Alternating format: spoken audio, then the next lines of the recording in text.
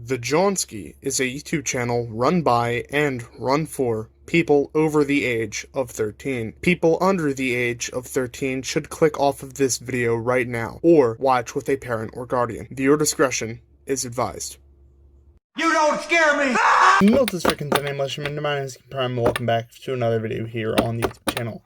Today we're going to be taking a look at another Star Wars Vintage Collection action figure, that being the Star Wars Vintage Collection Ahsoka Chopper.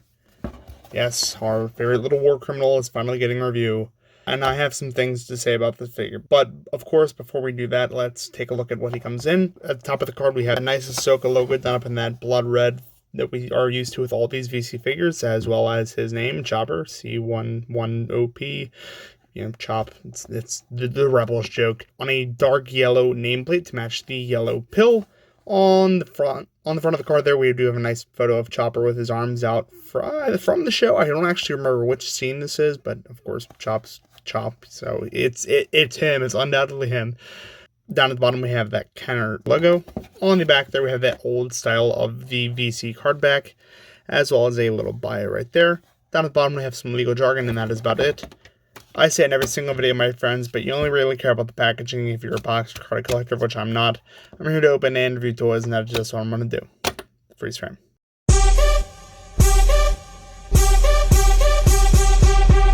Freeze frame unfreeze, and here is Chopper out of his little plastic prison, because we know that no prison can hold this guy. But before we take a look at him, let's take a look at what he comes with. First of all, we have the scanning dish that, it goes on top of his head. It's just a scanning dish. There's nothing really much to it. The collapsed disc can come out of his head, and the extended one can go into it. Can't rotate. If you try to rotate it, it will snap off. I don't know why this couldn't have just been a, extendable, on a track, considering there's a ball joint inside of the body where there'd be plenty of room for the track to go. A track with a ball joint on it that when you pull it up, you could move around the dish. It just seems like a no-brainer to me, but apparently alternate part is what we got instead. And additionally, we have the tracking disc that I think that, was it Shin or was it Merrick, that shot onto the Phantom 2 in the series. I don't know. Oh my god, I just lost it and launched across my desk. Chop can hold it, only in one hand though, because the other hand is too big for it. So you can hold it, and that's about it. That's all you can do with it, and that's it for the accessories. That's all he comes with. I guess you could also count his third wheel as an accessory, but I wouldn't do that because it's pretty much always going to be plugged in for him. I wouldn't put it to the side or anything. It's just going to be there. But taking a look at Chop himself, I do think that the painting and detailing on him is really, really nice. You have a lot of bronze-ish paint and a lot of grime all in a bunch of recessed places on his body, on his one arm. You have it all over there. Have it going along his chest, as well as little silver bits of detailing on his other arm, on his darker arm. And there's even a little bit of detailing with this orange bit, this white bit here or there. And then cat hair, which I gotta get rid of.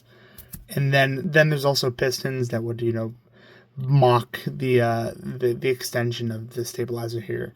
And there's one on the other side as well with the little cables there that we're used to with Astromechs. On the back, pretty plain, but that's to be expected from the back. There's still a little bit of detailing though there with some panels that are exposed there, and this little tiny fleck of silver right there on his butt. But that's pretty much it. For the body. On the head, it does have grime stains going along going underneath his main eye, going along the yellow T that he has there on his dome. However, other than that, it's pretty basic. The yellow line just continues, and there's a lot of good sculpting detail with the greeblies, I guess you could call it, the inlaid lining detail that you could probably go over with a Gundam lining marker to make it a little bit darker, but I think it looks pretty good in my opinion. As you can see, there is a sort of shiny coat going over all the glass elements inside of his eyes, so to make it look like a reflection, and you can see it reflecting in the light there. Very cool, very nice, immersive detail. So going over Chop's articulation, he does have these two little hands, which I'll talk more about in my final thoughts, that are articulated. They can go back and forth on both of them. However, they are not removable, and they do not fold away, which is an extreme disappointment. So you always have to have him with his little grabbies extended. I don't like that. On the Black Series version of this figure, they were able to fold away. They were on little tracks, and they could compress into the inside of his head. I guess it would kind of suck if there was an extendable portion for his dish there, so that you couldn't put away his arms.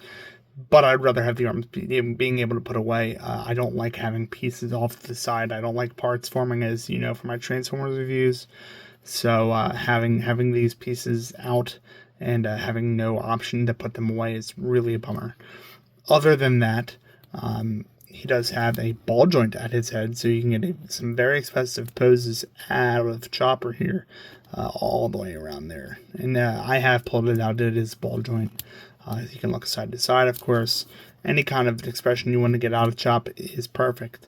And I don't think that being on a ball joint negates what we should have gotten for the articulation there. But again, we'll talk about that later. He does have an extendable little taser that you can extend from the chest there. It just hides away in that cavity, so you can shock the hell out of someone. I guess you could use this as a scomp link too. It looks like a hand, so I don't know. You could call it a scomp. You could call it a taser. You could call it another little grabby, so you can grab you with all three hands. That'd be really funny. I don't really care what it is. This fold out feature of scomp links or tasers or whatever the hell we have on droids are common now, so I'm not really that interested or amused by them. Additionally, Chop does have hinge joints at both of his arms, so he can get some good rotation there for his leggies. He also has a hinge at his stabilizer, so you can get his foot that far back and that far forward, and that is the same on both sides, that far back, that far forward. And then, of course, he does have a third leg, a little wheel there, which it is a wheel. It does roll, and you can turn it 360 degrees.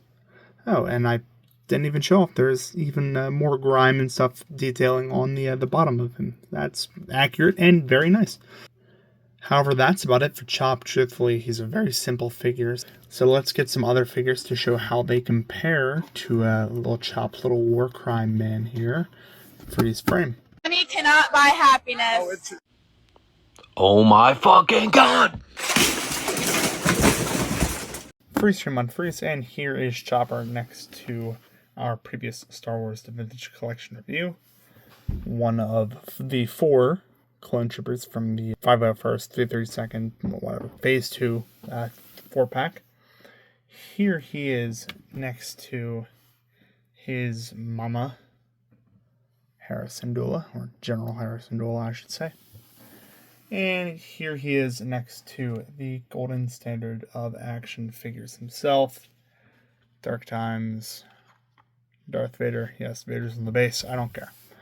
So that's how he stacks up. This is pretty accurate. Chop's a shorty. I know I've seen Choppers in real life, and they're about that small. I think he might be a little bit underscaled. They seem a bit bigger, but I think I might just be confusing the animation model with the real model. Because, again, this is the Ahsoka version of Chopper, not the Rebels version, so there's a little bit of a difference between them, but not enough to make enough of a difference in my head, apparently, so that's that. But anyway, let's get on to my final thoughts so I can tell you exactly what I think about this little guy. Freeze frame.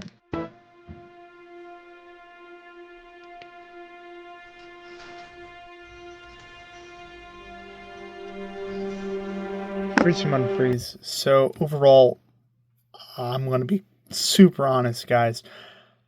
I don't like him. I know he's the funny war crime droid.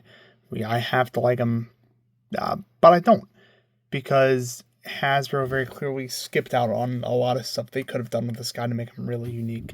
Additionally, to make him worth the price tag, because as anybody who will collect the line can tell you, this motherfucker was the hardest one of the Ghost crew to track down. And yes, he got the mural re-release once the Ghost HasLab came out, and I did get that figure, and I will review it eventually. But poor distribution really just did ruin my entire opinion on this guy, and it makes me really sad because I was looking forward to him just as I was looking forward to any other Ghost crew member that we were getting because of the Ahsoka series or because of the HasLab, which, again, I'll be reviewing at some point. It's the same mold. It's a mold issue. This is a brand new mold, and this was the first iteration of it, and they flopped. The painting on this guy is phenomenal. He looks so good. The sculpting on this guy is pretty good. I'll give it that. But the articulation and the detailing about him, the parts forming. I mean, this could have been one piece. Can we get much higher? So high. No pun intended. The arms could have been able to fold away, or at least to be removed with like plug. It's part forming, but at least we could have him without the fucking wavy arms. That's all I'm saying. It could have been so much better, and it wasn't. Does it scale well? Yeah. Does it look good on a shelf? Yeah. Okay, so if you're only in this to display it, then yeah, then get this figure. And good luck at that, because it's gone up so much. The only way to get an affordable version of this figure is to get the one in Imperial disguise, which is... Don't get me started. It's just the Ahsoka version of this figure was very hyped up. It was super expensive to get. It was like $28 I think I had to pay for it. And I regret every single second of it. Yes, I have the figure now. Yes, the team is complete. But it's just subpar to what we were promised and to what I was expecting, having owned that Black Series figure before it. But if what I've said has not deterred you, and you like Chopper, or you like Star Wars Ahsoka, or you like Star Wars Rebels, or you like Star Wars in general, make sure you share this video with your friends, share with the Facebook groups, all that good stuff. If you like the content, make sure you like, comment, and subscribe down below. It keeps helping the channel grow, it keeps helping me pump out this content. That's going to be pretty much it for this time, friends. Thank you all so very much for watching and for sticking with me through this long hiatus. And as always, peace.